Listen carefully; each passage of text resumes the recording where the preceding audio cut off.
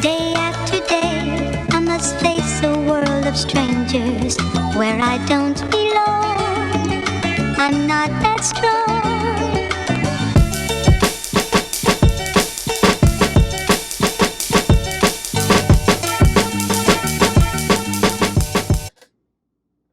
Yo, what up, everybody? It's your boy DreSays. Welcome back. We are on episode 5.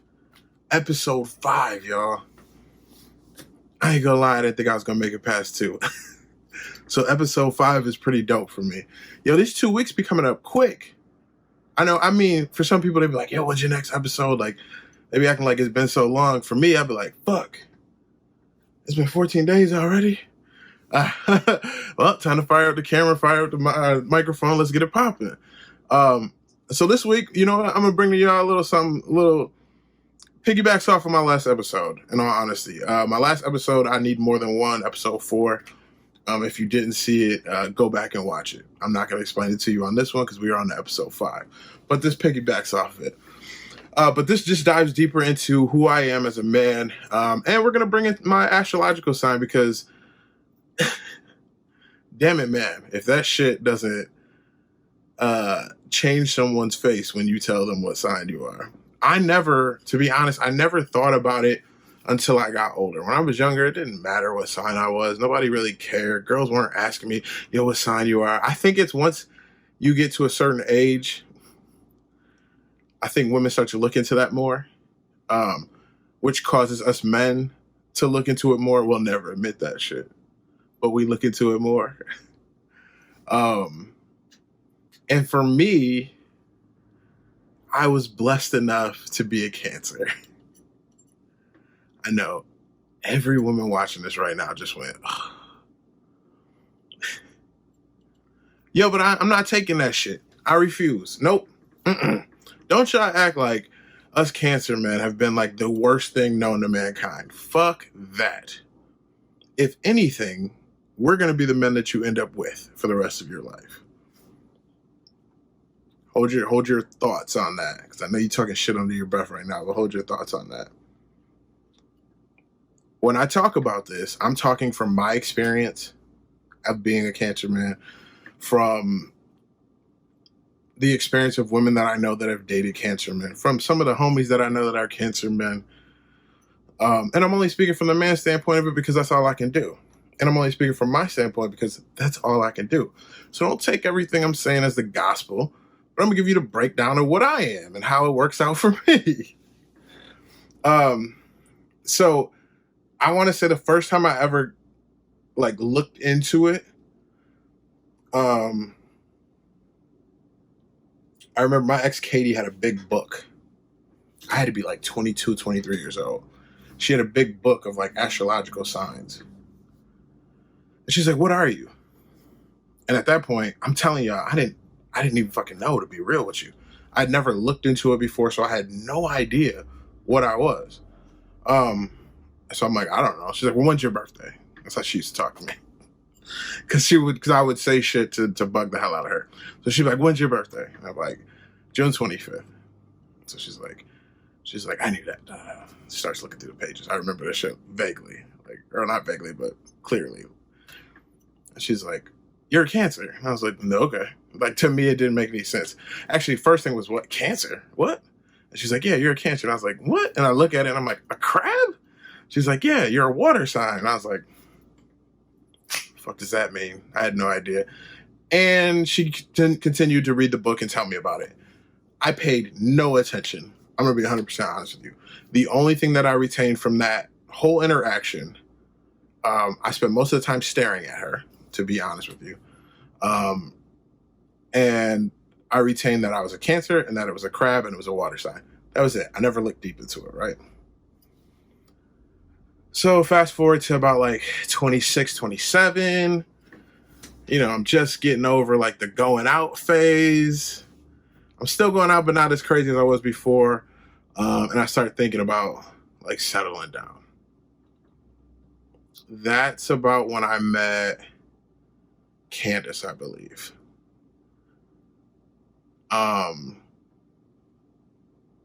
Yeah. Candace was a Scorpio, or is a Scorpio. I didn't start looking into astrological signs until I met that woman. And that was mainly because one of my homegirls was like, well, what sign is she? Oh, it was Gabby. Gabby asked me. If you watch my birthday video, you know who she is. I was in Miami and she said, well, what sign is she? She's like, she's got you open. I can see that. What sign is she? I have no fucking idea, Gabby. I don't look into that stuff. She's like, well, when's her birthday? So I tell her. She's like, oh, she's a Scorpio. I said, what? She said, she's a Scorpio. And then I started reading into the shit. So I was like, oh, shit. I'm in for a treat on this one, right? And then, I started reading into my own thing. I'll be damned if some of this shit is like spot on. And I don't know if it's because you read into it and you put yourself in those situations, but I'll keep it real with you. When people ask me now and they'll be like, what sign are you? I say Cancer. I see their facial reaction and I instantaneously reply with, yes, I am a fucking emotional mess, but I am loyal to a fault. And then they chuckle. And I say that because it's true. I am all over the place. I said it in my last podcast. I don't have one or two love languages. I have multiple.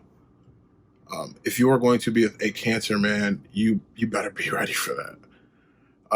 And the reason why I say be ready for that, because once you get past all of these little hurdles, and I say they're little hurdles because they don't take long to get past, but once you get past them, you are literally going to get yourself a dedicated, loyal, hardworking man. You're going to get someone who will fight through like armies to save you or to protect you. But you're going to have to go through some shit before you get that man. We are the most loving and caring person when we want to be. When we want our alone time, you ain't got no choice but to give it to us. Because we're not going to ask you for it. We're going to take it. I need this moment. I need these days. Get up off me. Nah, I'm not feeling you right now. But the moment that we're loving, it's like, I want you up underneath me. I want to hold on to you. I want to hold your hand. I want to hug you. I want to kiss you on the cheek for no apparent reason. I'm going to bring you flowers in the middle of the week with no rhyme or reason to it, just because I was thinking about you. And I think it's the greatest thing in the world for a woman to be able to receive flowers for a random purpose. We're very into detail as well, which is beneficial for you. We won't forget your favorite color. We won't forget what you like on your meal, the way you want it. If you want salt, ketchup, if you don't like onions, if you love tomatoes, if you like pickles, but you don't like the fucking parsley to be on your plate, we won't forget that. That will be ingrained in our head. We will remember what you need throughout the year. If you say something like, you know what, I need a pair of red heels. Maybe when I find a pair. We won't forget that. Shit like that is just ingrained in us to remember because it's something that is important to you and something you care about. So, of course, we're going to be on top of this, right? But again, there's going to be those downtimes. There's going to be those times where we have put so much pressure on ourselves to be the man that you need us to be the brother, to be the son, to be the husband, to be the uncle that everyone needs us to be, where all just comes down to one and beats the shit out of us. And those are the moments where we're not going to need you to pick us back up. We just need you to step back. We need you to allow us to rebuild ourselves internally. I know it's a difficult thing to do, but like I said, that reward at the end is something fucking phenomenal. You can contact any one of my exes you want, and not one of them can tell you that I am a shitty boyfriend. You can contact any of my family members that you want, and none of them will tell you that I won't drop at a dime to come help them if they need me. Have I had to, over the years, step back and let people do things for themselves sometimes? Of course. But if it's dire need, I got them. It's ingrained in me to be a provider. It's ingrained in me to be a man for my woman. It's ingrained for me to protect and to look out for women. Yeah, that came from my mom and my sister. But a lot of those emotions and feelings and natural reaction to problems and trying to solve them, I gotta believe that's the cancer in me. Now, I'm not gonna sit here and toot my own horn the whole damn time. Like I said, we got problems. When we want our distance, we want our distance. When we want our affection, we want our affection. Can we be controlling at times? Yeah, but not in that aspect of like, you can't go nowhere, you can't do stuff. But when a man needs to be a man, we kind of want you to step back and let us do that. Listen, by no means am I saying that that's okay. But in the same notion, it can be good. Let me give you a for instance. My younger sister, Erica, I love you to death. She's married to a cancer man. Before they were married, I went down to Georgia to meet them. I remember we went out to a bar. It was a restaurant. We sat down, and it was kind of busy. So I'm sitting here. Her now husband, G, is across the table from me. Erica's off to the right. The waitress comes out, takes our order. 30 minutes go by. I think she came back with like drinks. Nothing else. I'm thinking, whatever. It's a busy night. It's cool. I'm in Atlanta. We chilling. We on like the outdoor patio. Shit's great. Another 30 minutes goes by. I'm looking at G. He looking at me. We looking at E. Erica's like, yo, I'm hungry. The waitress comes back. And as I'm about to say something, I see G start to react. I sit back. This is the moment where I was like, let me see what kind of man is going to be taking care of my sister. Not knowing at the time he was a cancer as well, right? He leans forward, he goes, hey, how about we just get the check for what we got here and then we're going to leave. And she's like, well, your food's almost done. He goes, we've been waiting an hour. How about we get our check so we can leave? The moment that happened, this right here lit the fuck up. My worries were gone. Not because of the way he handled that moment, because the way he did handle that moment, I knew moments going forward, he was always going to have her. Again, this was before I knew he was a cancer man. Erica didn't stutter. She didn't say, don't worry, don't calm down, none of that. She didn't grab his hand, nothing. She got her bag. She stood up. I stood up. He stood up. The lady walked over with the check, paid it, and left. I later on find out he's a cancer man, and I go, that's why I like him. That's why he did that. It's a natural reaction for us, especially when it comes to the women in our life, to protect, to make sure they're good, to never question that. And I keep reiterating that because there's a lot of men out here that don't do that anymore. I tell my friends who are dating cancer men or who are married to cancer men who complain about the little things that we do, because they all come to me. They all go, why do you all do this? Why are y'all like this? Especially the ones that have one already. The ones that are settled down with one. Not you just dating, seeing where things are going. The ones that are married to them, the ones that have been with them for years. I ask them the same question. Is he a good man to you, though?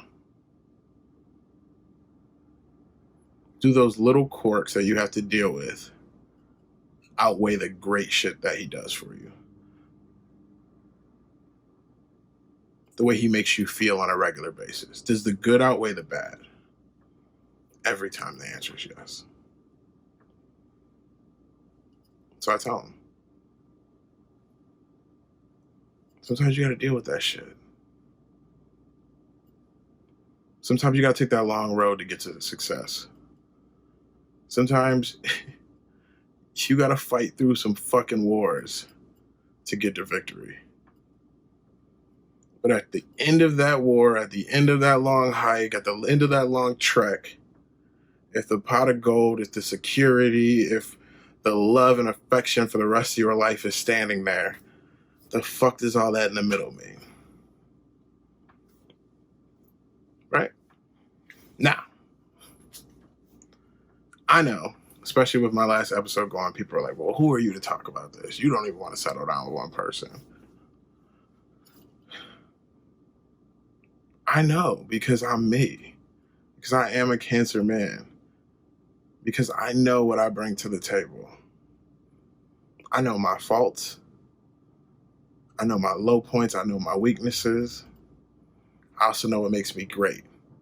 I also know what naturally comes to me without even having to try.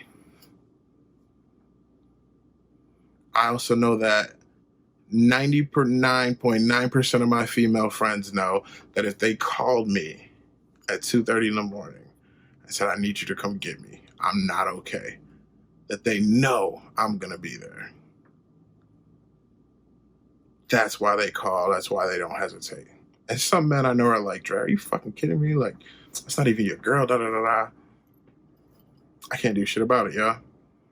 It's just in me. It's just who I am as a man. Yeah, I disappear at times. I don't want to be talked to. I don't want to be bothered. I like to keep to myself. But again, I ask you, how's that good outweighing the bad?